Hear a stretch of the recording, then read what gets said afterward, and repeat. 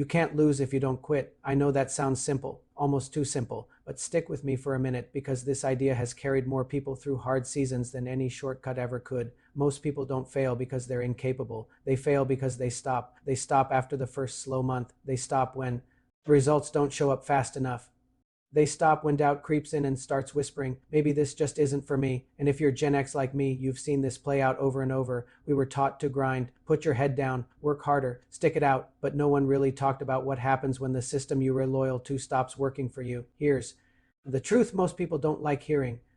Quitting your future to stay comfortable in the present is the real loss. Staying in a job you've outgrown, ignoring that quiet voice that keeps asking, is this really it?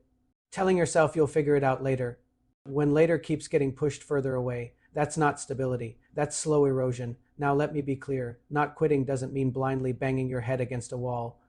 It means adjusting, learning, and staying in the game long enough for momentum to show up. Most people underestimate how close they are to a breakthrough. They're one skill away, one mindset shift away, one system away from something finally clicking, but instead they quit and start over somewhere else. Different job, different idea, same cycle. What changed things for me wasn't talent or luck.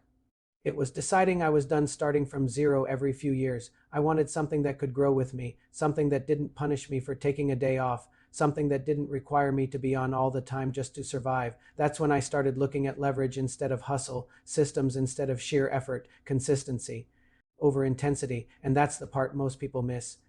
You don't need to win overnight, you just need to refuse to quit on yourself. Progress compounds quietly, confidence builds when you keep small promises to yourself, and eventually what once felt impossible starts to feel normal. If you're watching this and you feel stuck, overwhelmed, or behind, hear this clearly. You're not broken, you're not too late, you haven't failed.